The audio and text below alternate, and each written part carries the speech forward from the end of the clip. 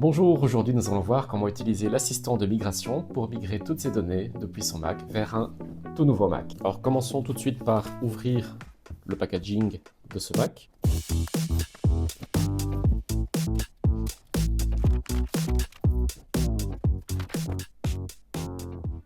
Premièrement, choisissons la langue, le pays dans lequel on va utiliser l'ordinateur.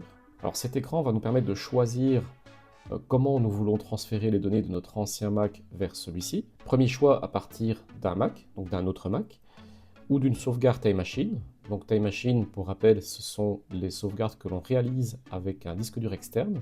Disque dur externe qui, lorsqu'on va le brancher la première fois sur un Mac, va nous proposer de l'utiliser comme disque de sauvegarde. Et donc il va réaliser des sauvegardes journalières, toutes les heures, de toutes les données. Et cette même sauvegarde va nous permettre en fait de recréer une session complète dans le nouveau Mac. Bon, ici en l'occurrence, on a déjà un ancien Mac qu'on va utiliser pour le transfert.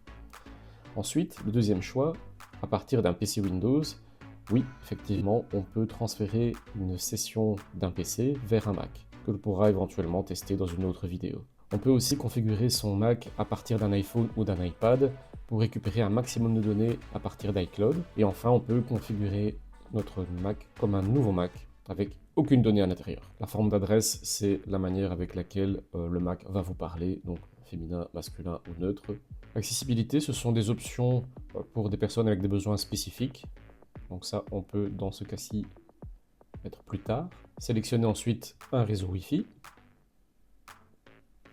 le mot de passe.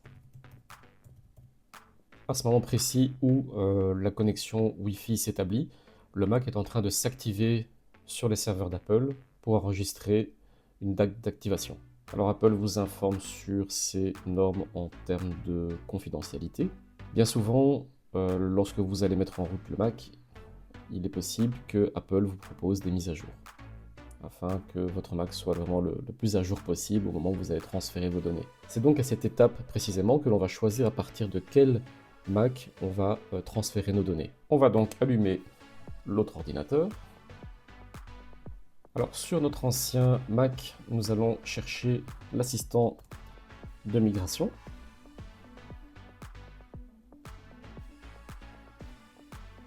On va donc rentrer dans l'assistant de migration et celui-ci va donc fermer toutes les applications ouvertes et rentrer dans un mode de transfert. Alors dans cette application, on va de nouveau avoir les mêmes choix qu'auparavant, sauf que sur celui-ci, on va donc sélectionner vers un autre Mac et cliquer sur continuer. Avant d'aller plus loin, il est crucial que les deux ordinateurs soient tous les deux connectés sur alimentation secteur. Sinon, ça ne va pas fonctionner.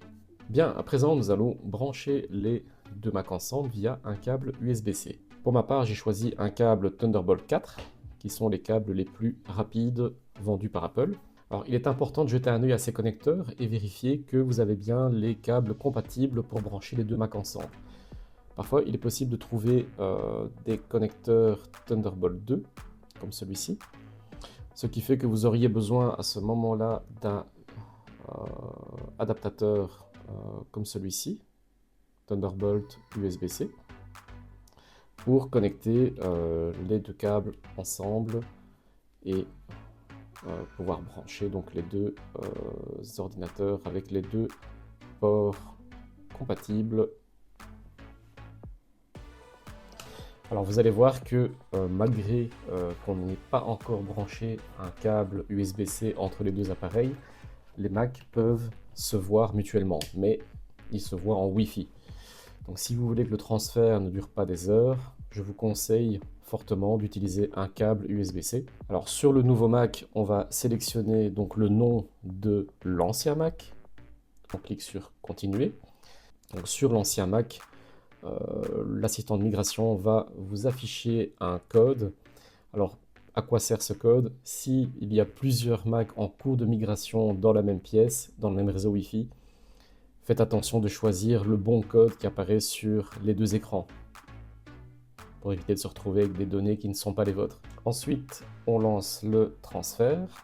Alors sur l'écran de gauche, l'ordinateur est en train de scruter toutes vos données, tandis que sur l'écran de droite, on voit une liste de tout le contenu que vous pouvez transférer avec des petites cases à cocher pour, si jamais, admettons, vous n'avez pas assez de place dans l'ordinateur qui va réceptionner les données, vous pouvez désélectionner des postes pour, par exemple, ne mettre que certaines sessions ou ne pas transférer carrément les applications ou certains autres réglages. Dans Système et réseau, vous pouvez constater que le Mac va transférer donc vos réglages de session, donc votre fond d'écran et tous les autres réglages du système, et vos imprimantes et vos réseaux, donc les réseaux Wi-Fi, les mots de passe. C'est à ce stade que vous allez pouvoir observer le poids que va prendre chaque poste que vous avez sélectionné, et donc vous pouvez choisir de directement continuer.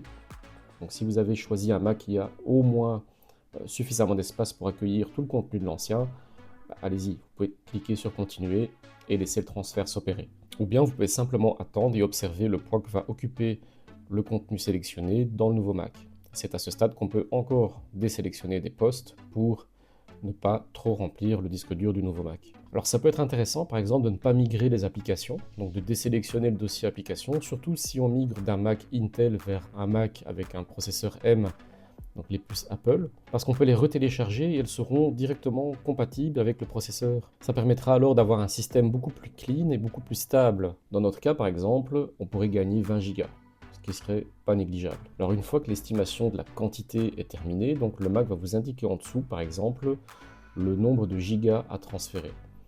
Et il vous indiquera aussi l'espace disponible sur le Mac après transfert. Et là le Mac n'attend qu'une chose, c'est que vous cliquez sur continuer pour procéder enfin au transfert. Alors dans cette dernière étape, vous allez définir votre mot de passe. Il n'y a pas de piège, simplement vous allez devoir retaper le mot de passe de votre session pour le définir dans le nouveau Mac. On accepte les conditions générales, accepter, et c'est parti. Alors ici, l'écran va être identique sur les deux Macs. Donc là, on va observer la courbe de transfert des données.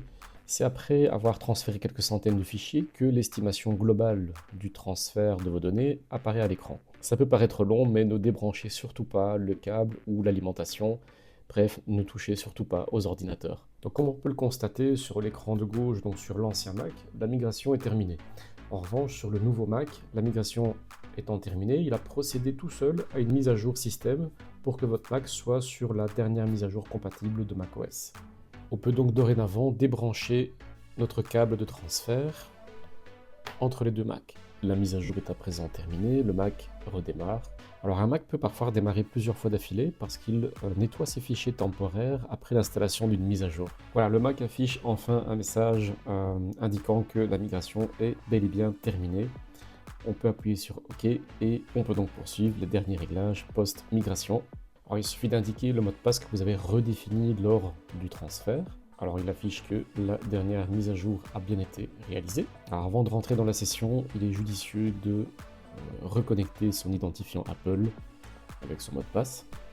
Qu'est-ce que 5V? C'est un système de cryptage de votre disque dur grâce à une clé unique qui va vous afficher à l'écran, que vous allez devoir bien mettre en sécurité, la prendre en photo ou l'imprimer, peu importe. Cette clé est unique, n'est pas connue par Apple et elle est la seule à pouvoir décrypter votre Mac si vous perdez complètement l'accès à votre session. C'est très important. Ensuite, Touch ID, donc c'est le système qui va permettre de déverrouiller votre Mac avec votre empreinte digitale. Pour configurer Touch ID, il suffira alors de déposer, sans appuyer sur le bouton, votre doigt sur le bouton d'allumage à plusieurs reprises afin que le Mac enregistre votre empreinte afin de vous connecter au Mac. Attention que le mot de passe du Mac reste prédominant. Touch ID est vraiment pratique. Ça permet de déverrouiller le Mac avec votre empreinte digitale et d'effectuer des achats avec Apple Pay. Voilà, une fois que ces derniers réglages sont effectués, vous pouvez enfin rentrer dans votre session. Si vous utilisiez Time Machine pour effectuer des sauvegardes de votre Mac, il est judicieux de venir reconnecter le disque dur pour que le nouveau Mac hérite des sauvegardes de votre ancien Mac. Quand vous migrez votre session utilisateur d'un ancien Mac, il est important de relancer l'application Mail afin que celle-ci réindexe les mails pour que votre boîte mail refonctionne correctement. Pareil pour l'application photo.